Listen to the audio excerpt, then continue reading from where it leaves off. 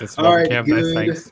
people. What is going on? We got another episode of the Instant Classic Wrestling Podcast, the only podcast that is always, and I mean always, an instant classic. On this episode, DJ, Casey, Justin, and Adam will join you, and we will talk about kind of the state of the business, give a little update of what's been going on. We've been gone for a while, so we'll give a little update about what's been going on, where we've been, / also, what's kind of been going on in the business in terms of AEW, in terms of Impact, whatever we want to talk about. We'll throw some stuff at the wall. WWE, of course. NXT, of course. Probably talk a little bit about the Bash of the Great Americans. We'll talk about Casey's karaoke skills, of course.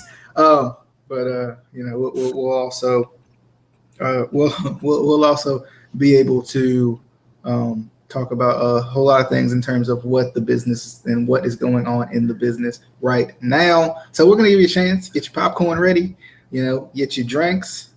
Tonight I'm going with the Baja Blast Zero. So, get your drink, get your liquids. And we will see you guys in just a little bit with our state of. I'm going with the Corona mini bottles because I feel like Andre the Giant. It's Corona time. He going with Burr. Other than that, we'll be right back. I can't drink as much as Andre though. He could drink a lot. He's trying though. He's testing it out. He's testing the waters to see if he can. But nonetheless, we'll be right back with the state of the business right here on the Instant Classic Wrestling Podcast, the only podcast that is always, and I mean always, and it's classic. Welcome in to the Instant Classic Wrestling Podcast, the only podcast that is always, I mean always, he means always, they mean always, you mean always, she means always, an instant classic. Danny Dunn! Hi, Jake. We will see you on the flippity dippity. Oh yeah. For those of you wondering, we are dancing every time that intro comes on. We need a longer intro. We do. We need. It needs to be at least 5 minutes of just. That's not enough time for me to dance. I need to get into it. We don't need you dancing the whole time. We got to get a little bit of the dancing in. And then, anyway, welcome in to the Instant Classic Wrestling Podcast, the only podcast that is always, and I mean always, an instant classic. What's going on? Good people. DJ here. Casey over there. Justin down there. Adam over on the other side. But we're excited to save the business. It's been a while since we've done a video. I think we've all been in different places. I have, of course, moved. We're always in different places. We're always in different places. Yeah, Casey's right for That's once. True. That's true. We all are always in different places. But one day, we will come together and do a super in-person podcast. It's gonna happen one of these days. That's gonna be for WrestleMania. We already planned it. We're gonna do a table for third. Just. Well, I did not hear anything you just said. Well, he said we're gonna do a table for Justin. For 3, and then Justin. You'll be on FaceTime or Zoom. We're just gonna have you on a video screen. On a video screen. Pandemic could just have a cardboard cutout of you. Saying Danny Dimes. It's gonna be on a loop. That's gonna be the only thing Justin says the whole time. And there you have it. He's fat. But as we get into kind of our state of the business type thing, we will of course talk about kind of the craziness of the wrestling business and how it's going sometime within the video as well. But I think we wanted to start with Aleister Black, kind of give us some updates on some things that are going on in the wrestling business. Aleister Black debuted for AEW on this week's edition of Dynamite. And I mean, it seemed like it was a pretty interesting debut. I kind of like the continuity of the eye thing. If you're going to, I like that. I thought that was, that was something they didn't have to do. They could have just closed their eyes and, no pun intended, closed their eyes and, went ahead and just acted like nothing happened.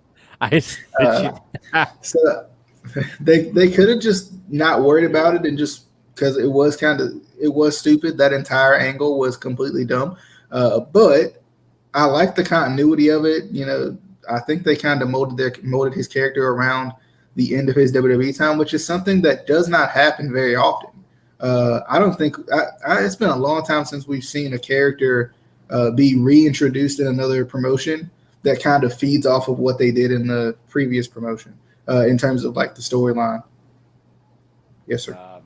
Miro. True. Best man, crashes a wedding, comes over. True. That's a good one. Best That is man a good one. is trying to be with Kip Sabian and Penelope Penelope Ford. But I digress. So I mean that just means that AEW is doing something right. That is a cool way to, because I mean I feel like sometimes when people debut in other promotions, the other promotion tries to forget the fact that that other promotion exists. You know, whoever it is, it always tends to happen.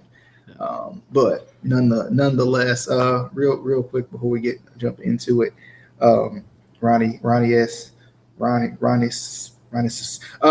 says he can't jump into wrestling these days. I think the Corona era really screwed the industry for a while. I know we want to talk about Aleister Black, and while we're here on this topic with Ronnie, I feel like wrestling has been on the decline for a good little bit, unfortunately. Even before the pandemic. Because I'm going to be honest, I was one of, and I think I told Casey about this. I think back when Casey and I were doing shows by ourselves, I was talking to Casey and I was like, yeah, I was really excited for Raw this week. I know it sounds weird. This was back when everybody was like, Raw? Who's watching Raw anymore? And I was really excited. Like I was religiously watching Raw, watching pre-shows. I literally had a routine. I would go to what was the store called?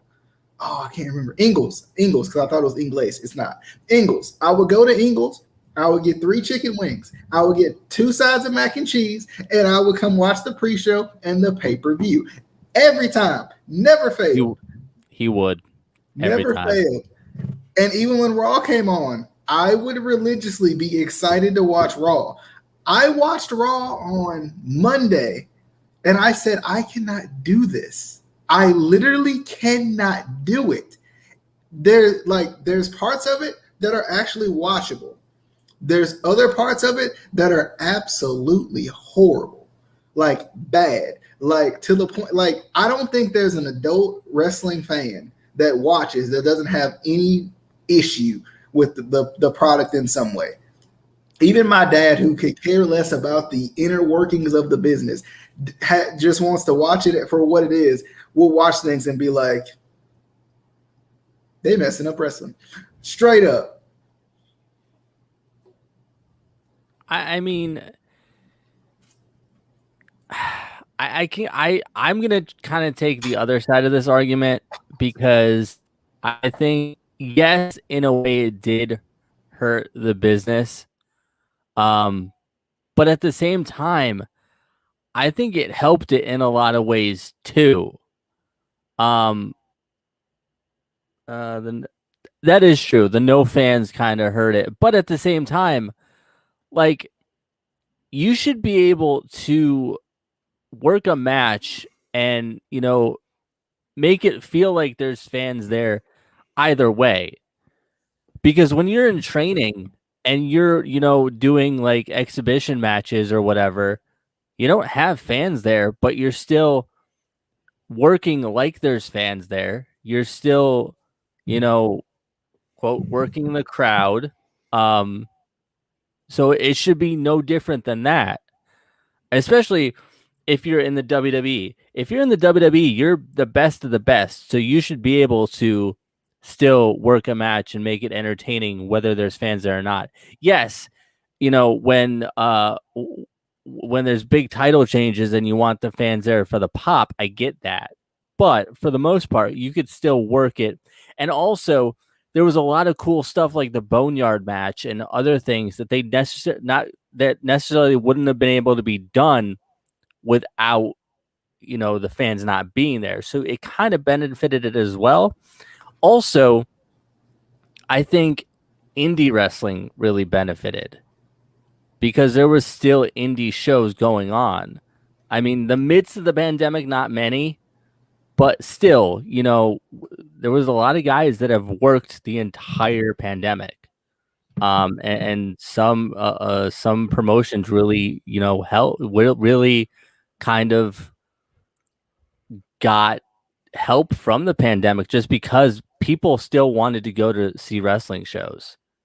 Whether you could only have 5 people in the crowd or 10 or 15, people are still going to try to go to those shows just because they want to see wrestling. So it kind of helped the indie scene as well. So there's kind of pros and cons of each side, I think.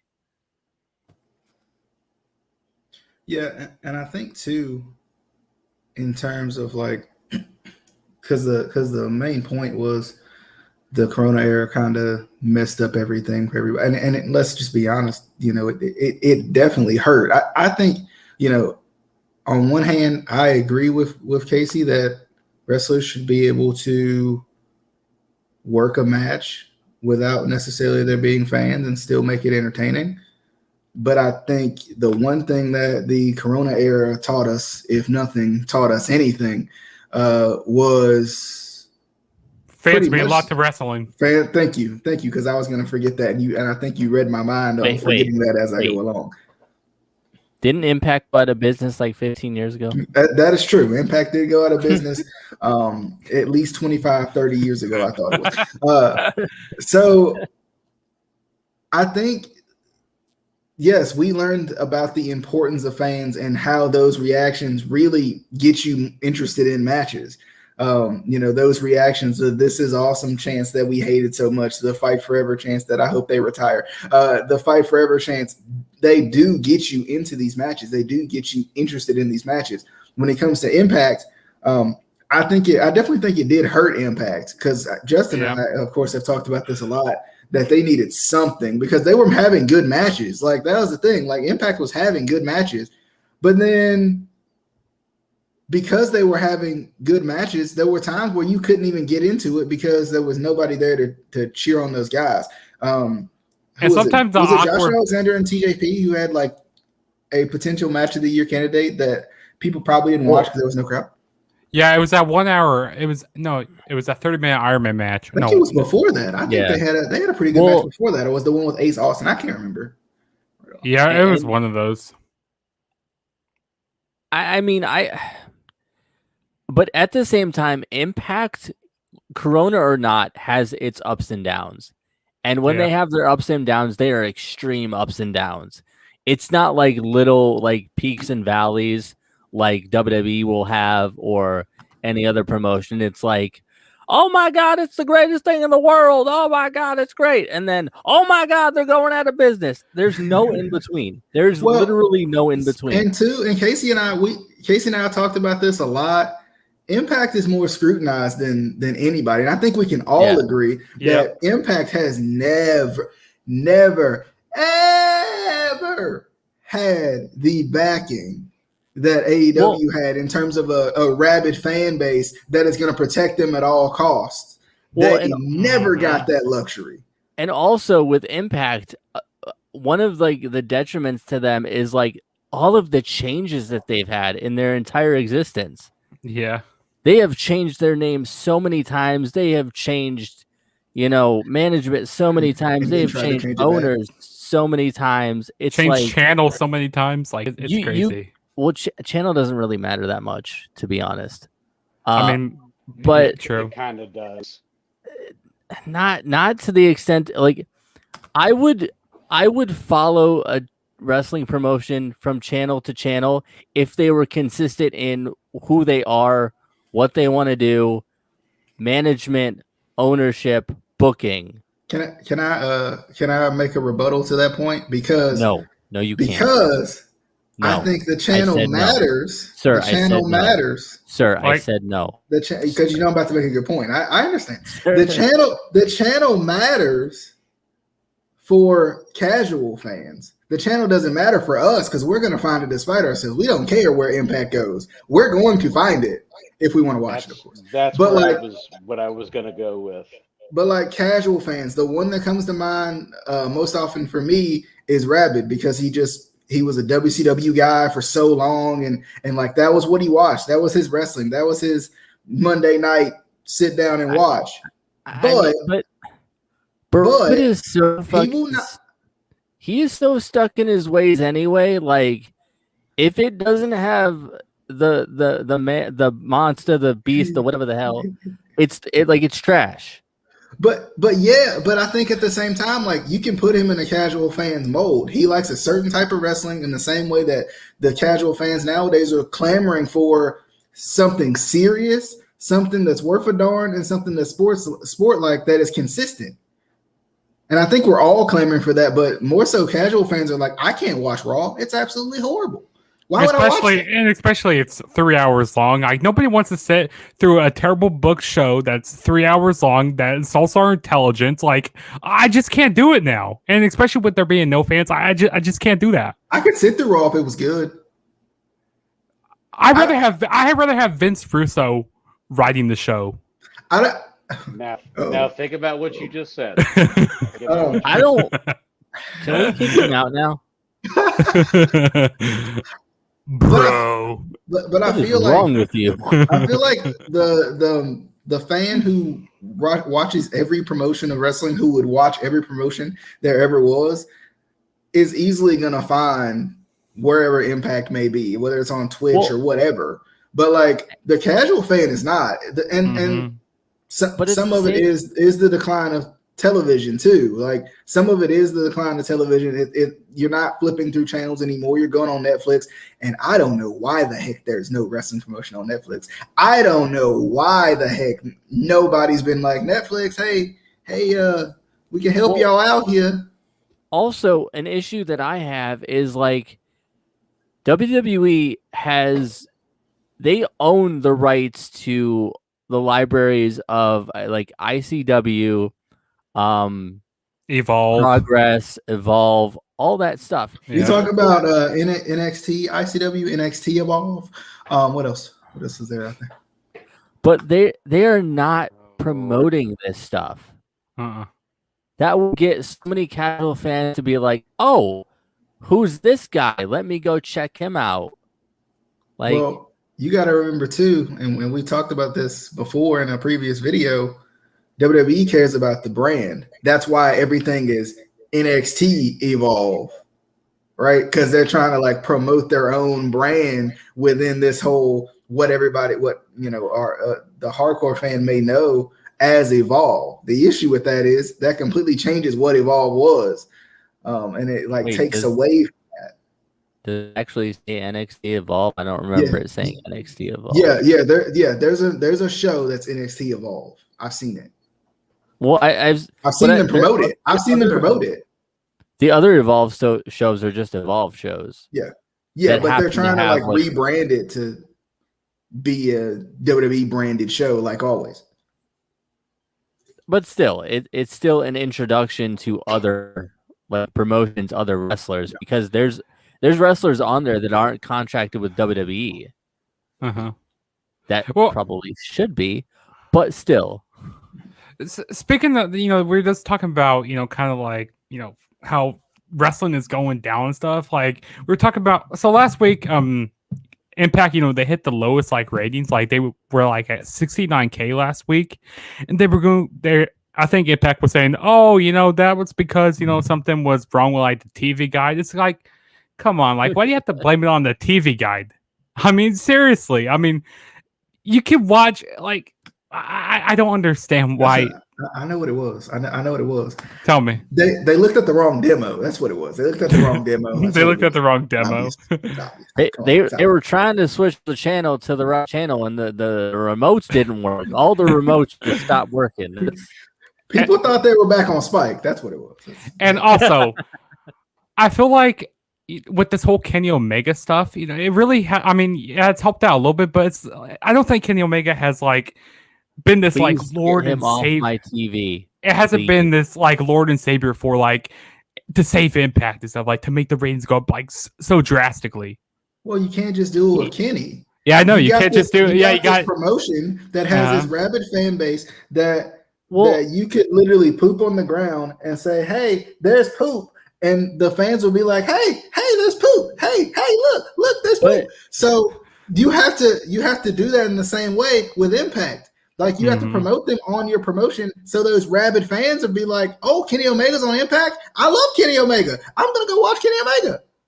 But we've Hang also on, talked gotta about go, it. I gotta go clean up this poop. Go ahead. We've talked about it before. The whole deal with Impact and AEW has only benefited AEW. Yeah. It has not benefited Impact at all. How many Impact guys have you seen go over to AEW?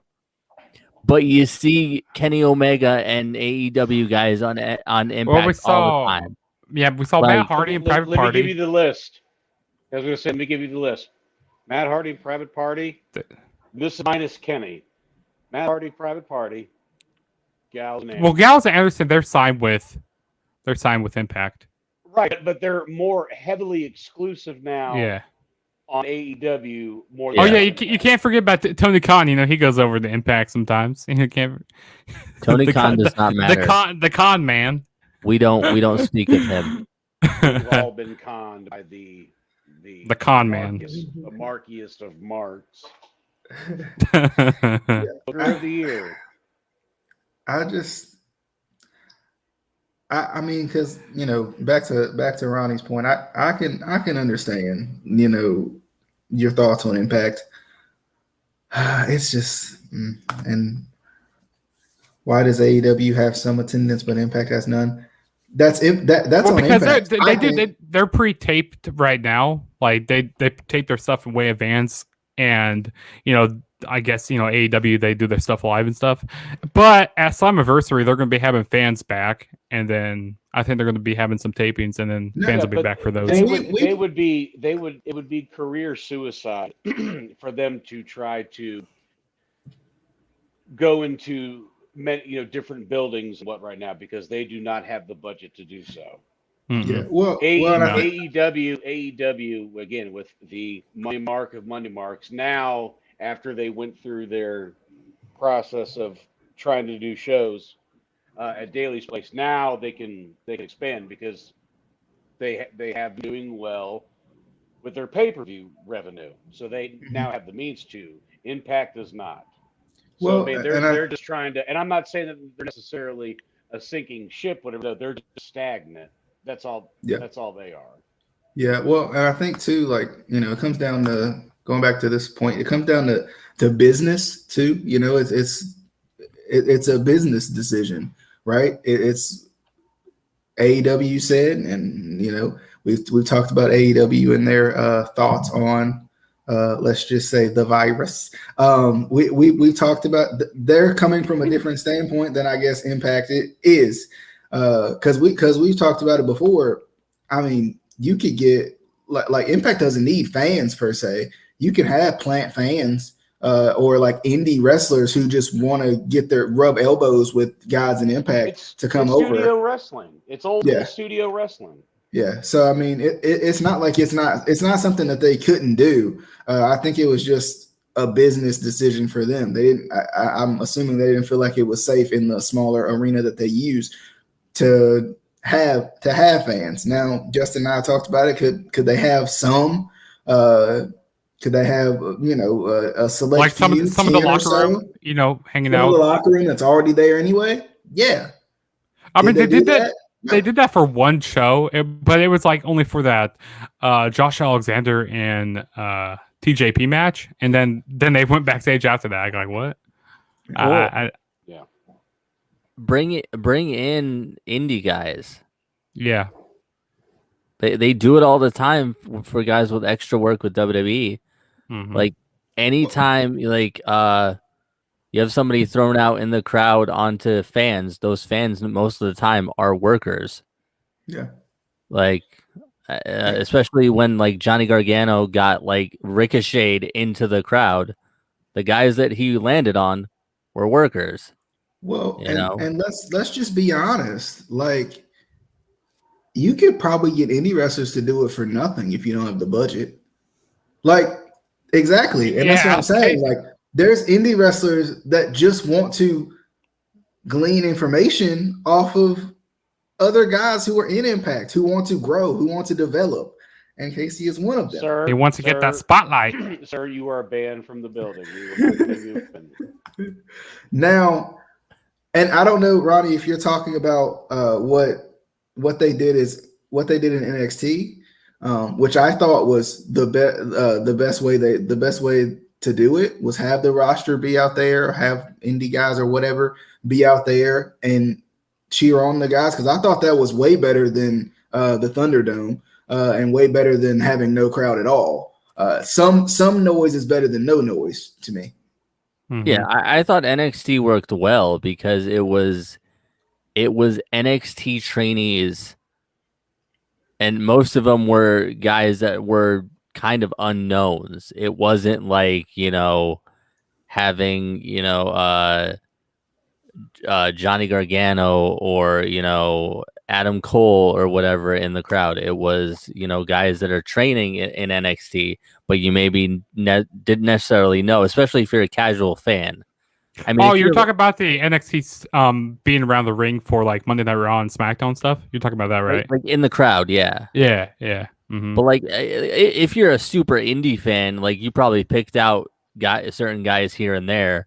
Mm-hmm. But for the average fan, they're not going to know. Well, we talked about it before too. If we're talking about what they did with the main roster, that's probably because the main roster is so darn scripted that even the plant fans that they would script them to a T as well. So the issue with that is you're not getting those organic reactions that you would get from a normal crowd because you're trying to script them to make your show seem as however you want it to seem. Well, and the negative of the having them in the crowd, especially in NXT, was like you're not, and maybe I noticed this more just because like I'm around it all the time. You were getting not so much like wrestling fan reactions, you were getting reactions from the boys. Like there's a difference between how fans react to a match and how other workers react to a match, and you kind of pick that up.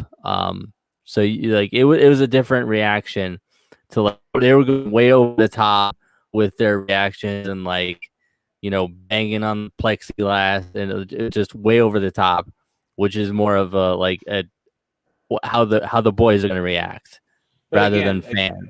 Again, better than nothing though. Still, yeah. As even as sanitized and how squeaky clean the environment was, it was at least something as opposed to just deadpan silence. Mm-hmm. Regardless, like even when it was right around Mania when the pandemic hit, I thought WWE did a pretty damn good job with what they had. There was no blueprint on how to go about this with no fans in the crowd. They did the best they could. Everybody, and this is Impact, this is Impact, this is ROH, this is AEW. They started migrating on the fly more and more. I think AEW did it better in terms of having the locker room on the outside. You had the heel side and you had the face side. They at least had a little bit more of an organic reaction to what was going on, even though sometimes they kind of force-fed storylines based off of that, which to me was a little sloppy, but nonetheless. But I mean, yeah, whether it was scripted to be like, hey, at this point of the match, you're going to be doing this. Make sure you get wild up, whatever. Though I would rather have that than just dead silence. Hmm. Yeah. But real quick, in this comment, wait, go back. Go with that. What you doing? This man. What's that? That's what what's that last part he said? What was that last part right there? Irrelevant. Say that. Irrelevant. What was that last part right there? What did you say right there? Irrelevant. What are those last three words right there? What is it? What is that? Does that right, say Casey? Period. Was that your right, Casey? That's this man knows. This He man knows. Terrible. Why, Ronnie, I don't know why you did him like that. I don't know why. He is gonna project that to us all week. Oh, Oh, yeah. Remember when I was right? it's gonna be horrible. Remember that one time, right? It's gonna be horrible. Oh, But Oh, right. That's right.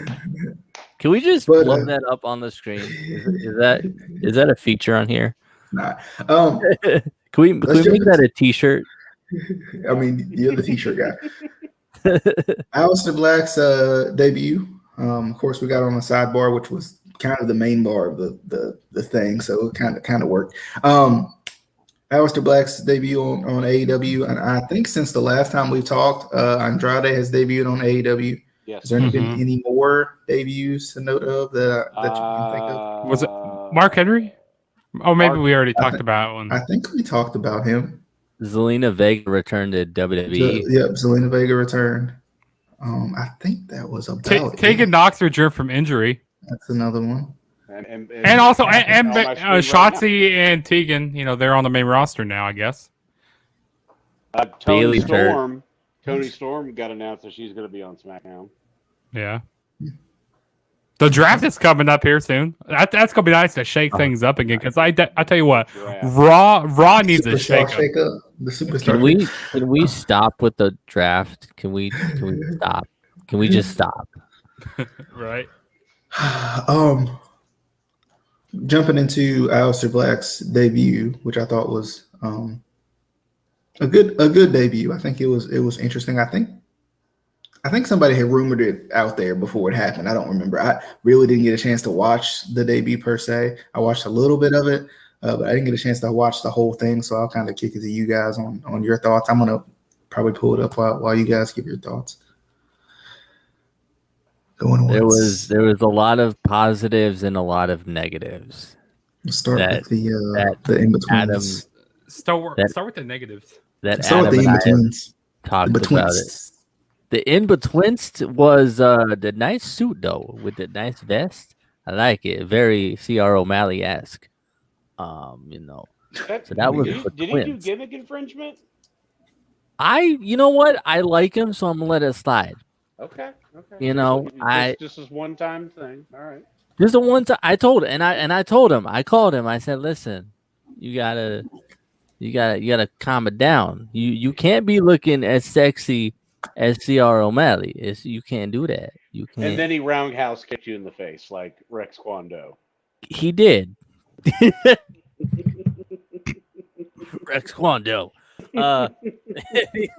Anyway, Adam and I were talking about it more so with commentary, being coherent, and like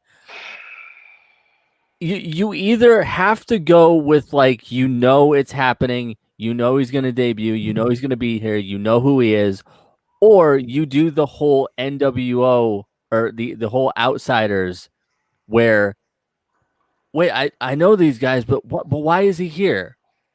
You don't go, who is that? Tommy End? Oh, but wait, no, he's called Mordecai or Malachi Black or whatever. Blah blah blah. Mordecai? Yes, Mordecai. That's what it makes me think of. Malachi. We need Lesakai.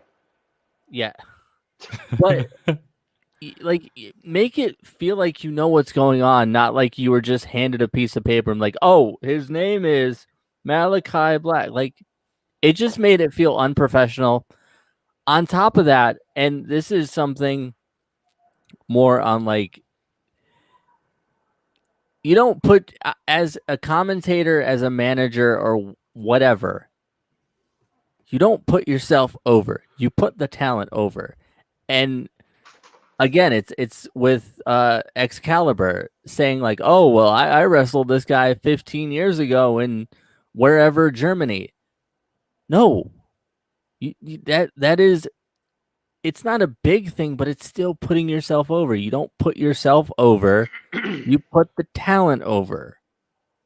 Like, nobody should care that you wrestled him 15 years ago because you're a commentator.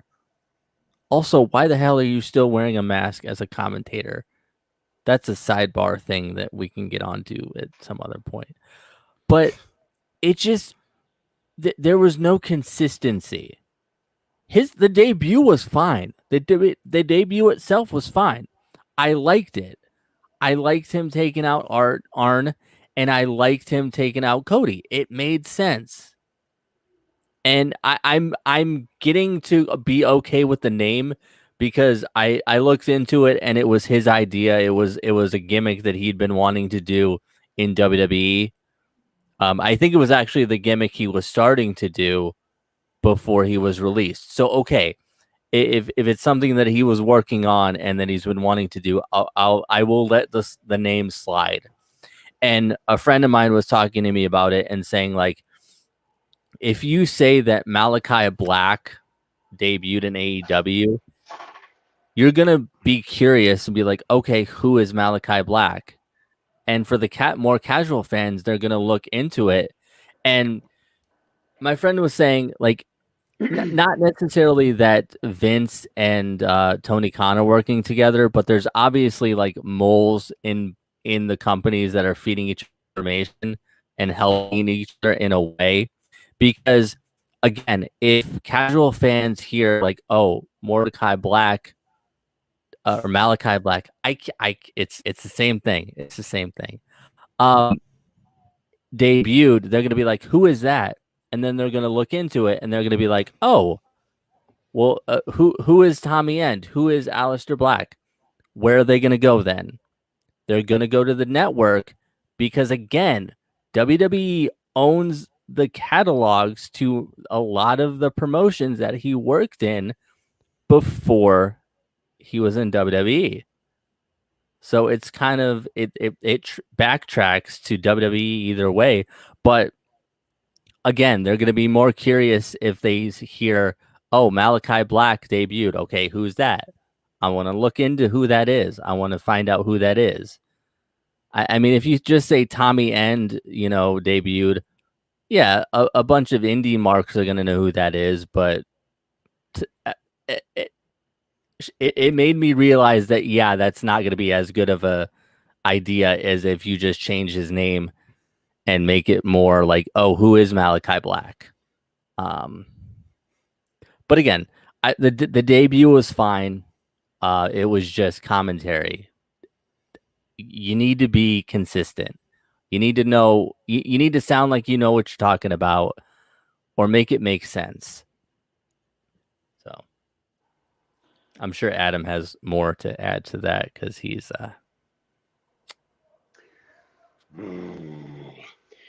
For me, yes, like the debut was fine. Although I'm getting a little annoyed that every time someone debuts, it seems like it's always against Cody. Because, and I was actually having a conversation with a buddy of mine about this. It's like when that happens, that's telling me that they are perceiving as Cody as the biggest star of the company. He's one of them. I wouldn't say he's the star. I would still contest that is still Jericho. He's on that Triple H level. He's going to bury him. He's going to bring out that golden shovel. I mean, if he does that, if he does that, if he does that to Malachi Black, I'm going to be upset.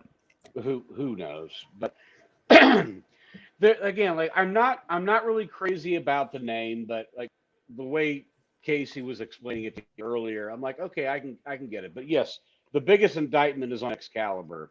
Because how he presented it, yes, you present it like, yes, you know who it is.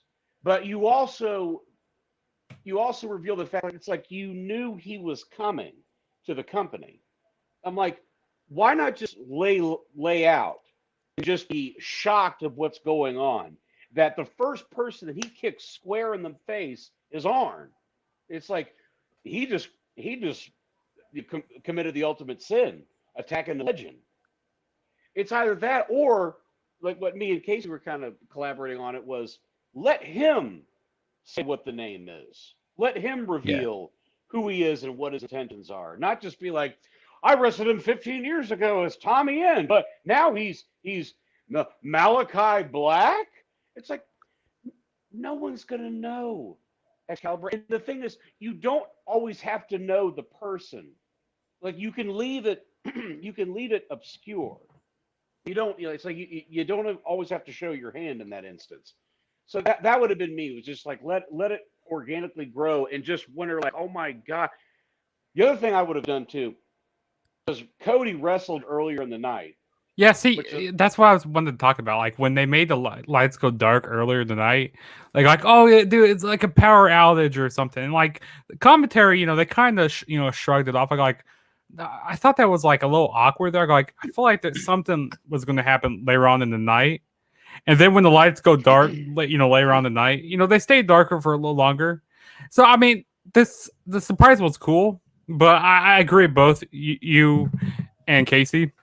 Like yeah, Excalibur, like he was just like all over the place. He wasn't consistent. Like, is he Malachi Black? Is he Tommy? And he wasn't consistent at all. Well, yeah, and Excalibur gave nothing to JR because JR was like, because who is this Tommy End or Malachi Black or whatever his name's gonna be? It's just like do you guys have a fucking clue? My thing is simmer a little bit. My thing is, what they could have done, which I think, like you said, Adam, and I might be like completely copying your answer, cheating on the test here, but like what they could have done was had him kick Arn, right? Have it, for lack of a better term, fade to black. Oh my goodness, what's going on? What just happened?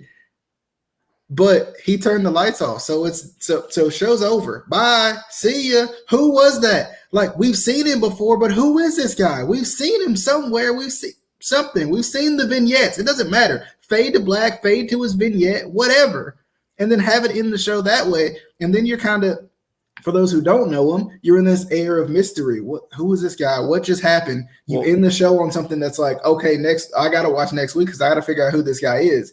But at the same time, you can even have that vignette play and it be like Malachi Black or something. Then you're like, who the heck is that? Who is Malachi Black? Who is this guy?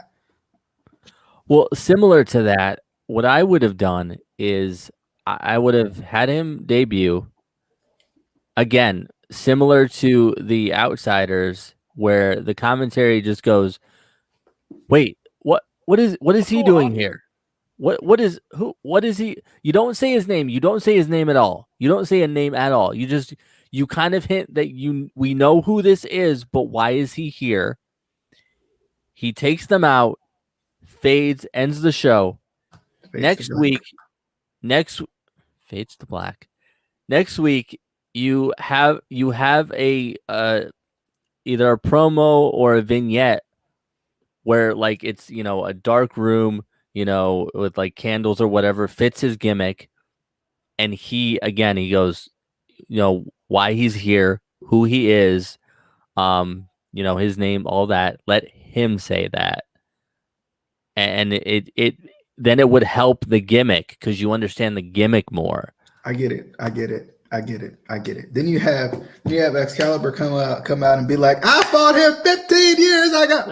No, we were taking that out. We were omitting that. Okay. So. He comes in and he goes, hey man, remember when we wrestled 15 years ago? And then Aleister Black kills him. Yes.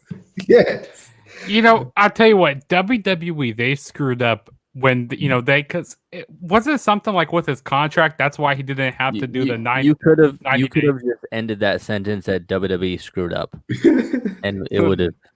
I mean, they screwed up by releasing him, but no, they you're right. So basically, NXT superstars have a 30-day no complete clause. 30D, yes. They take 30 Ds. They have a 30-day no compete clause because if you are released from NXT, it's not that big of a deal. You know what I mean? Mm-hmm. Whereas when you go up to the main roster, then it is extended to a 90-day. Somewhere in that, they did not update his contract to a 90-day no compete clause. So he still had just a 30-day no complete clause.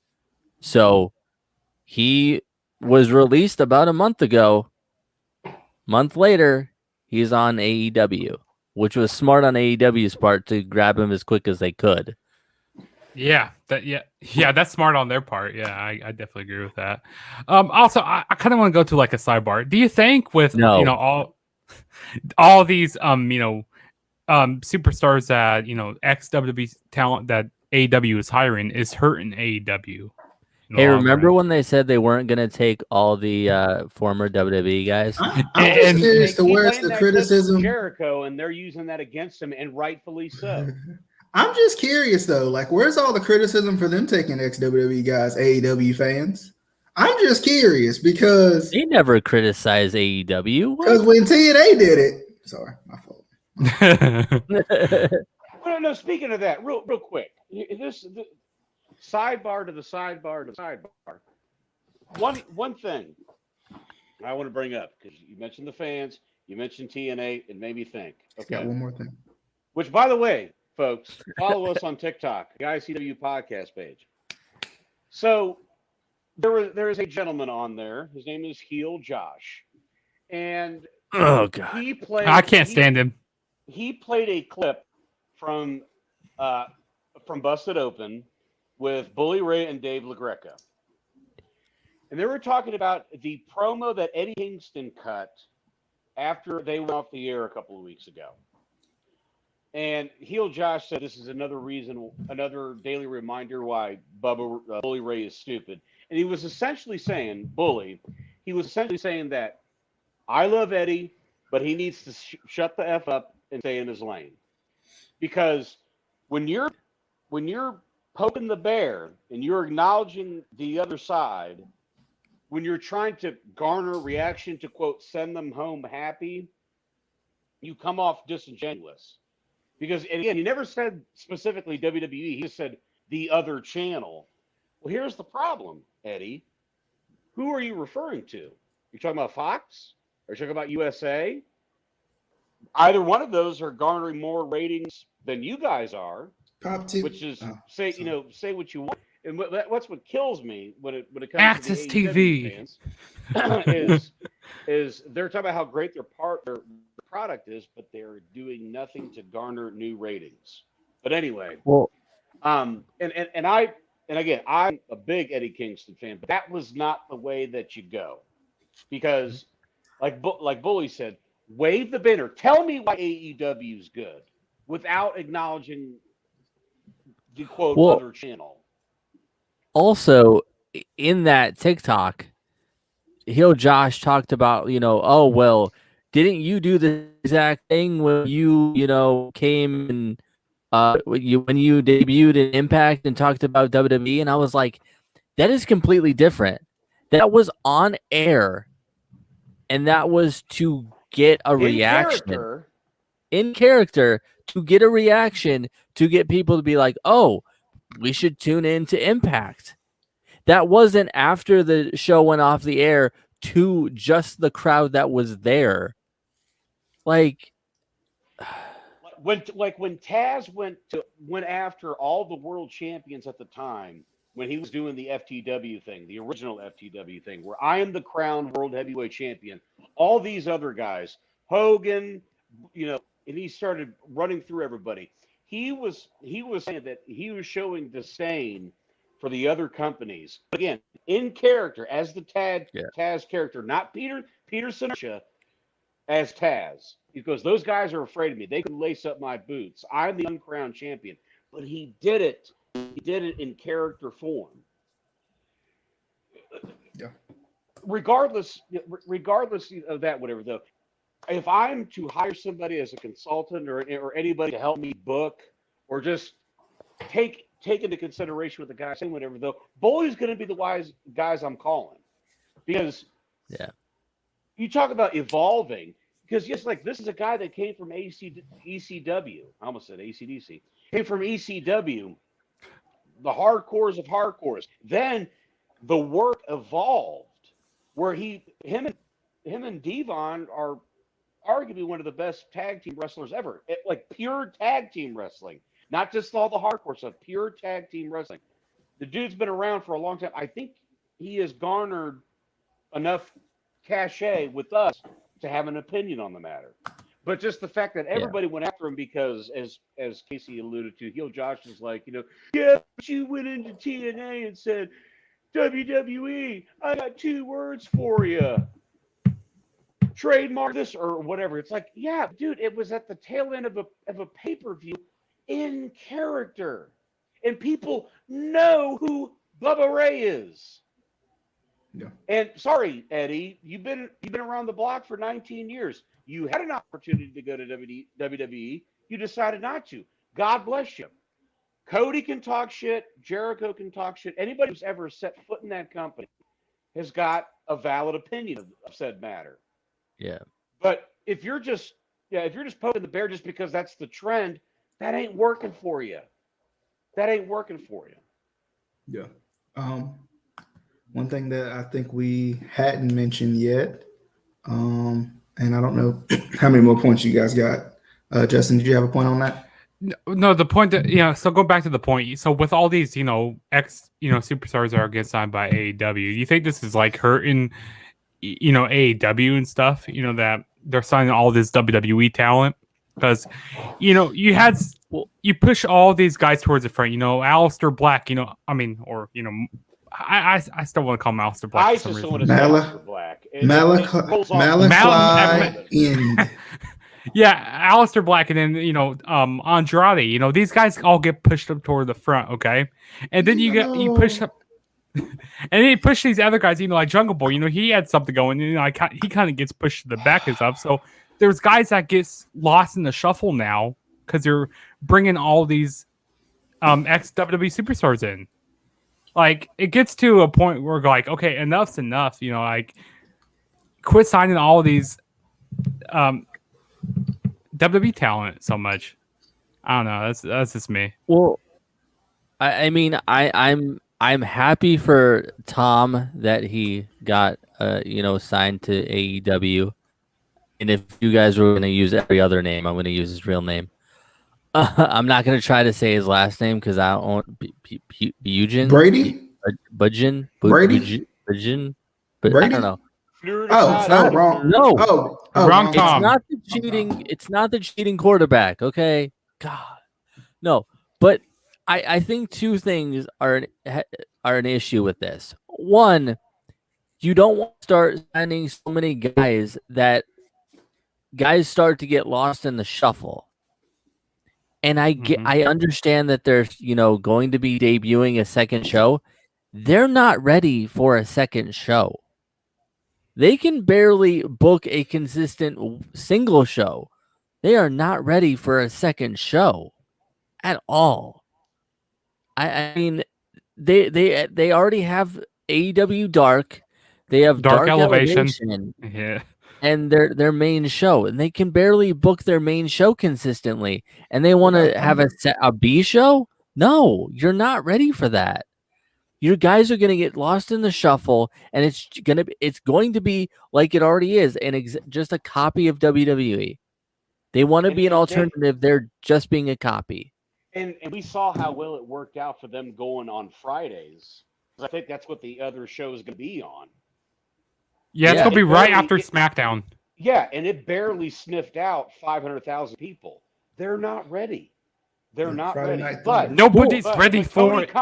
Tony Khan thinks they are doing a great job, but because he's got the inflated ego now because he's Meltzer's boy, because he's Booker of the Year, whatever.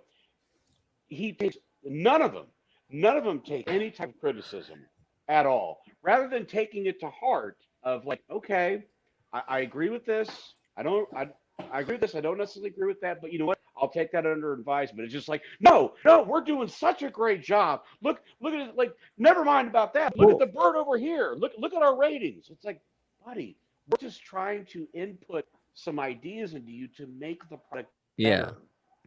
It's not because again, we want you to succeed. We need this other product. Stop booking like a kid that is playing WCW NWO Revenge for the first time. You know what? Sorry, Casey. This is just a joke I have to make. They're booking like the BTE trigger week. I see what you did there. I see what you did. At the same time, You know, and we've talked about this so many times. It's like beating a dead horse at this point. With oversaturation, you're going to add another show on Friday nights right after SmackDown. People are already tired. They want to go to bed. They're not going to stay up to watch your show. On top of that, We're when gonna you simply watch our have show. exactly, well, obviously, when you have wrestling on Monday, Tuesday, Wednesday, Thursday, Friday, like, Saturday, Sunday, 7 days a week. Tuesday, rest days, Thursday, Friday, and then you have wrestling indie days. shows on Saturdays. It's like too much. And then pay-per-views on Sundays. You need to realize when, like, okay, we only need to have one show because it's oversaturated. Making it even more oversaturated is not going to help you at all. It's not going to help the business. It's not going to help you because fans aren't going to want to watch anymore.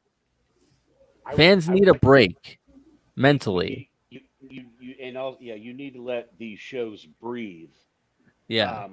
The other thing too, I just like to point this out because the other reason why I think that we're getting the show because TNT apparently, just Turner in general, are I guess okay with status quo. So that's why they're having this other show.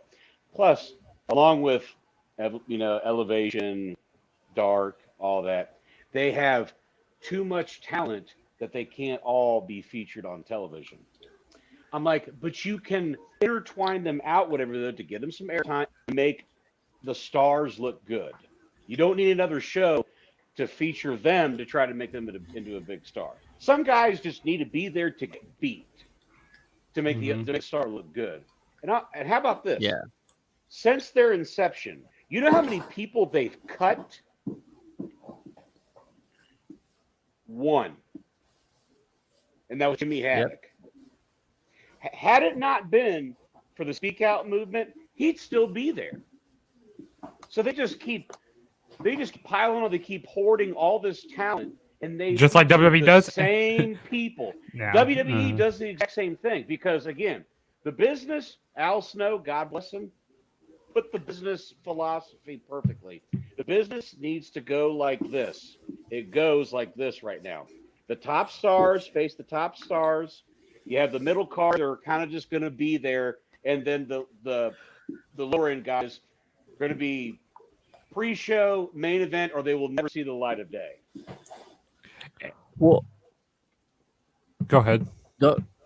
I was just going to say another thing that I personally have an issue with, being a worker and having a bunch of friends that are workers is a lot of guys, indie wrestlers will try to, get into WWE doing like extra work, whether it's a dark match or jobbing out to somebody, whether it's a backstage thing, being able to get, extra work is one of the goals for a bunch of guys.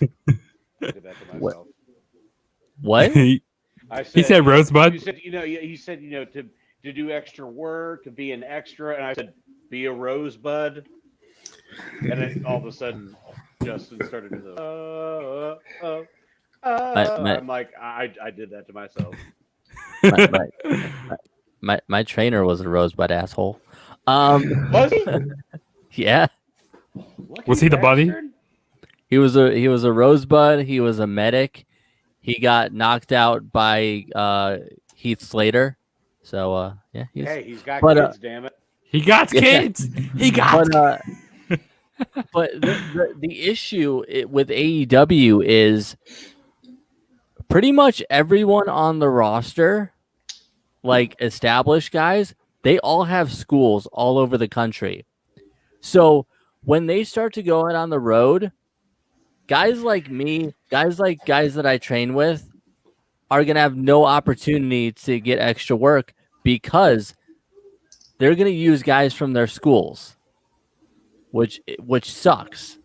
Like, it's good for the guys that train at those schools, but it's like we're not going to be able to get an opportunity to do extra work for AEW. That was something that somebody brought up to me the other night, and I was like, well, that sucks. Like, but what were you going to say, Justin, if you remember? I do remember. So Damn, like with let's hope we didn't.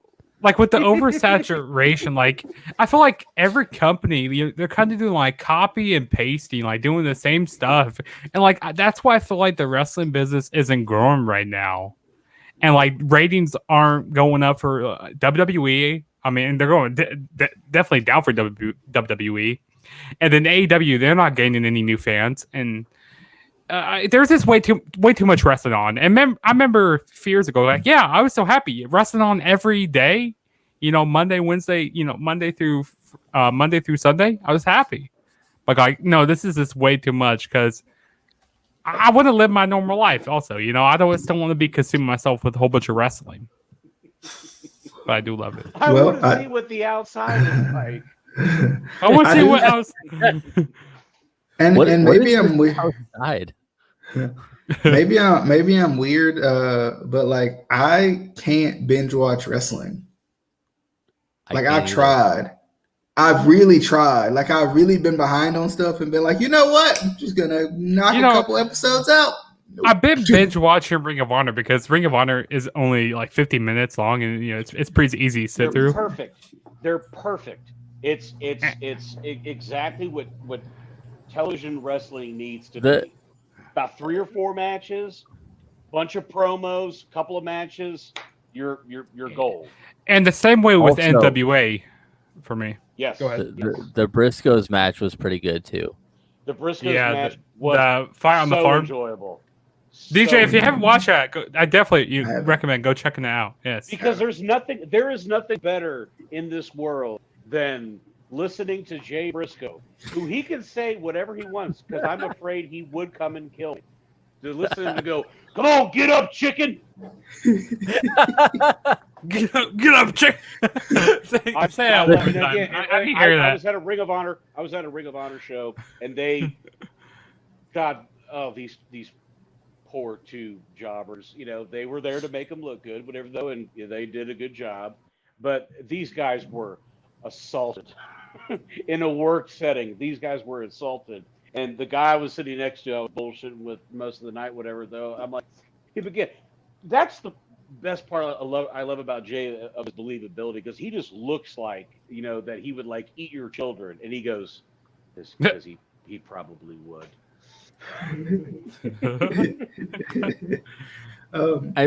I love Mark because Mark's just insane. But it's not funny. It's not silly. He's just crazy. I'm convinced he is a magician in the ring. I am convinced he is mentally unstable, but I love it. Like, if I can find the promo, they were doing a promo for an advertising for like an upcoming show or like a compilation DVD, whatever though. And Jay went through this whole thing, whatever though. And again, that's his nickname for Mark is Chicken, because they work on a chicken farm, whatever. He goes, "What you think about that, chicken?" And they pan over to Mark, and he goes,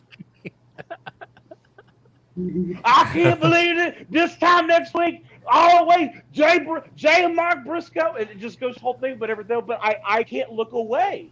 I can't, because I'm like, that's Mark. That is Mark. I'll tell you what, Ring of Honor, they have done it right during the pandemic, era. I think they've done it right. Like the way they've been doing their television, and like the way they've been doing like each vignette, like the way they've been actually like going, like showing these people, like telling who these wrestlers are if we don't know who they are. Like give them some backstory. Like, okay, why should we care about this person? I think too, because I've already read the comment. I feel like older wrestlers are going to retire, and the one thing about that is you have to get me engaged in the newer guys, and that's, I think, a lacking point right now. It's like all of us love Stone Cold, right? All of us love The Rock. All of us love the legends that we've had, but like love him or hate him, John Cena found a way to get us interested in him. Love him or hate him, Triple H found a way to get us at least to hate him. At worst, like you said, Roman has found a way to get us interested in him. So I think it depends on like build. How do you build your guys? And go ahead, Casey. And you need to, because I've said this so many times. The Rock's not going to always be there to wrestle. John Cena's not always going to be there to wrestle. Obviously Stone Cold is retired. Mm-hmm. Like, these guys are not going to be there forever. You have to. Randy Orton is not going to be there forever. Yep. You have to start building up new talent and getting us to care. And the issue is not, the thing is that I think people are like, well, nobody's as talented as The Rock. Nobody's as charismatic as Hogan was. Nobody is just that type of guy. Nobody can get me convinced. It's all booking. Because arguably you can say this is the most talented roster of wrestlers that WWE has ever had. But can you get me interested in those wrestlers? And also that goes on the writing team also, the booking and the writing team. Like, oh my God. I don't even expect that person with Kenise Mobley, that chick who just got fired and stuff. She didn't know anything about wrestling. She go like, oh, what's his name? Bobby. She didn't even know the champion's name. Go ahead. Well, again, and this is where I have an issue with that whole issue with her being fired. One, they intentionally brought her in as an outside, fresh viewpoint, which I can understand that. Sometimes you need an outside perspective, to come up with fresh ideas. So it's fine.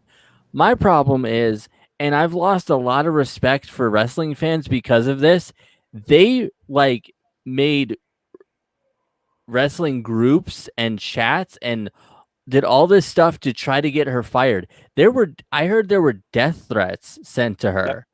Yep. They were campaigning to get her fired, which is bullshit, which made me completely change my viewpoint on it.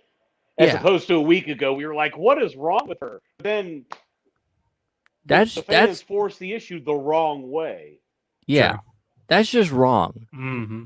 Also, sidebar, what you were saying, people always say, oh, there's nobody, that's as charismatic as The Rock. LA Knight. There's nobody that's, that's a badass like Stone Cold Steve Austin, Jay Briscoe. There are guys out there. There's no good wrestlers. AJ Styles, Dolph Ziggler. Yeah, but that's the thing. It's like nobody.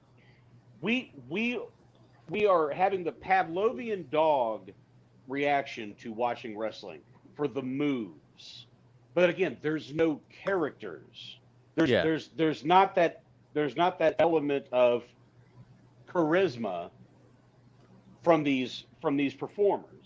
Yeah. It's like, again, and it's all getting into DJ, like you said, to tap into. It's like, okay, this guy, has got a plethora of moves, whatever. Though Ricochet, again, why should I invest my time and energy to watch this guy? It's like, yes, he does all these cool moves, okay, but who is Ricochet? Yeah, it's like, like sell me on it. It's like, again, a guy that I would for modern day effect, I would say somebody like Roman. I would say somebody like Drew, and then on the other channel, I would say, somebody like the Powerhouse Hobbs. Mm-hmm. He has a built-in great story that they could have ran with it for him as a babyface, but they turned him heel after having one match, which made no sense. But anyway, it's like, that's where you tap in with vignettes, with promos, which AEW, to their credit, they do let these guys be themselves. See, and that's kind of also what's wrong with WWE is everything is so scripted to a T with the promos that they're doing. Nobody talks like this. Nobody talks like this. That's why, and it's so hard for me to invest in some of these characters. Why are they talking like that? This sword came from the eyeball of the Loch Ness monster. at the same time, at the same time, it's an issue when you just let guys be whoever they want to be. Like it just we're just gonna let all of our guys be, just be themselves, which is great until you realize some of you guys just suck. Like sometimes yourself sucks in wrestling. Sometimes you need a gimmick. Sometimes you need a character. You need somebody to emulate a little bit. Like sometimes you need something other than just yourself, because sometimes yourself is boring and isn't going to get over. But if you get a character, a gimmick or something, and you can get gimmicks over. How many guys have gotten like even ridiculous gimmicks over? Goldust. The Undertaker. Yeah. Like and nothing against Dustin. Dustin's a great wrestler himself. The natural, but he was given Goldust and he made it work. Mm-hmm. Mark Calloway was given Undertaker, he made it work. Yep. And if you watch his old stuff before he was Taker, it was still good, but he just found what worked. Yeah. Mm-hmm. He elevated his character, like he made his character grow more, which that's what you got to do in this business. Well, not even just that, whatever though. It was his heel run early on only lasted a year, because after a while, much like anything else, it was impossible to dislike him. He didn't cheat. What he said he did. The fans turned Taker babyface, and the thing is, just the perception changed. Nothing about like he didn't start doing rah speeches. It's just he turned on Jake, and then it just became him and Paul became just a singular entity.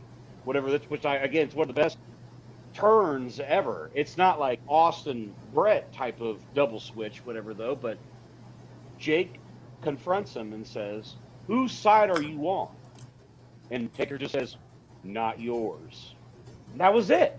Mm-hmm. The crowd erupted. But and again, it's the same thing with when they kept trying to turn LOD back in the day heels. You couldn't. They didn't cheat. They never ran away. He goes, "We're going to go out there. We're going to murder these guys," and they would do it. Yeah. Mm-hmm. So give us more characters that we can tap into and believe in and get invested in. And not, maybe what these but the wrestlers, they should go with the, talk with the creative team, the writing team, and actually instead of having the writing team, come up with like all of the promos themselves. Like, I mean, maybe they probably, don't come up with it all themselves, but they should, work back and forth with each other. Like they probably do. I don't know, but I guarantee you that they do. But here's the problem. Mm-hmm. Okay, you don't like this. What do you want to do instead? Yeah, and then you also have to run it by Vince also, and he goes like, "Oh, I don't like this. I don't like this, pal. No, this is bad, pal. Oh, but most of the time, Drew McIntyre talked about that, how he said it's like they'll give me a script, but he does what most guys should do is take the bullet points. Okay, this is the direction they want me to go. I'm not going to say word for word, because then you're out there trying to remember the next. What was the next transition? It's like, no, come off the cuff. And then make it sound like it's actually you speaking, not from the figure. Don't sound like a robot, Correct. Yeah. Any final thoughts? We should go ahead. No, you go ahead. You go ahead. Well, I think before go. I think before we get off the air, I think we should tell one positive thing that's going on in wrestling right now. I haven't killed Justin. Fans are back and are coming back. I get to manage Gangrel. Acknowledge the tribal chief Roman Reigns. He's the best. He's the best heel going on right now. Better than Kenny Omega. Agreed. I would disagree. No. But also, if anyone knows how much it would cost to get the Briscoes on the podcast, just let me know, because that would be the greatest episode ever. I don't even care about a formal interview. I just want to talk to them. As long as they bring their dad. Yes. Yes. Their dad gets it. Yeah. Yeah, for a guy that's not in the business, he gets the shit of what it's supposed to be. All right? Well, I mean, y'all get it out of your system. Fight like men. Let's fight clean. I mean, his sons have been in the business for like what, 20 years now. Last thought question: what was your favorite character story? How can this be used to improve today's wrestling? And that's the thing. It's a good question, but the problem is when people try to take the concept of something from before, they don't put it into a different viewpoint. They just copy and paste. Mm-hmm. Like to me, with Impact, when they started having the collaborative effort with AEW, I would have done maybe some type of an invasion angle of some sorts where there is, that way you can not spill the beans per se of like, hey, we're openly doing business with Impact. No, it's just like, let there be a crossover and let us get invested of what's going on. Which it started the whole invasion angle, with WWE and WCW at the beginning. It started out all right, and then towards the end, I'm like, okay, this is terrible. But the thing is, at the time, I was invested when they had the blow off at Survivor Series. I was hooked. Yeah. I was hooked. But then you started looking at the logic, and you're like, this absolutely made no sense. Because why would you not do that angle without Bischoff, without Sting, without Hall, Nash, Goldberg, Flair, etc.? But in terms of like a singular character's story, it's tough because it to me it's just like movies. It's like everything's been done. Like how do you remaster or revamp something, but again still make it your own in terms of or it doesn't feel so copy and paste. And that would have to be, I'd have to actually sit down and actually think about that might actually be like a real discussion we should have maybe like on next week's show. Like, give us a week to amateur booking hour. Mull it over. That whatever though, but just like booking ideas. Yeah, I think that's definitely a good topic for the next show that we do, because it'll give us a chance to kind of think about it too. Because ICWP book shit. Because I know Luis likes to put us on the spot. That's that news reporter in him. But anyway. Definitely. Any final thoughts, anyone? Because we'll be back. I think we're going to try to do this on a normal Friday basis. Even if it's not live, we'll still, in some way, have something like this. Not necessarily a state of the business per se, but maybe just a recap or something, just to kind of get our thoughts out there. Like a weekly wrestling wrap up show. I could say it right there. Something like that. Just a discussion in general. Yeah, just a discussion. And it may just be like, it could just be based off of a question like Luis just asked. A question that we've been kind of thinking about throughout the week, or something stupid that someone said on the internet that we want to respond to. We have a lot of gold. We have a lot of gold within the chats, especially when DJ actually listens to the messages. Which is sometimes. You listen more than me, so you got me beat there. Justin, are you even in the chat? I am, but I just get very depressed. But well, that got dark. But dark. That will be this. That just turned to black. That everybody can see if you're listening. Favorite character story? How can it be used to improve today's wrestling? Will be a discussion topic for the next show coming up next week. And Justin is very depressing, so send him a lot of pictures of booty meat. And that'll do it for this episode of the. I thought it was the Instant Classic Wrestling Podcast. I don't know what it is at this point, but It's the do podcast. Do. Today we gonna talk about character developments and how you can put this out on the next show. Do. And we're gonna put them out on lawnmowers. If you move. But I do want to say, if you haven't already, be sure to give us a like, subscribe to the YouTube channel, whichever one you prefer. Also, go listen to us, Spotify, Apple Podcast, Anchor, Snapple Podcast. Okay, never mind. All of those podcasting areas you can listen to us. Definitely appreciate everybody for coming by. There's 3 people on, but one of them didn't comment, and I don't know if it's me. But anyway, appreciate Ronnie for coming by, Luis for coming by. Whoever the mystery third person is, the mystery man, vacant. It might be vacant. It might be the legend, It was DJ. the beast, the monster, the animal, the legend, vacant. I don't know, vacant, But anyway, definitely hope you guys enjoyed. As always, next week we got another show coming at you. Is there a pay-per-view or something this week we need to preview?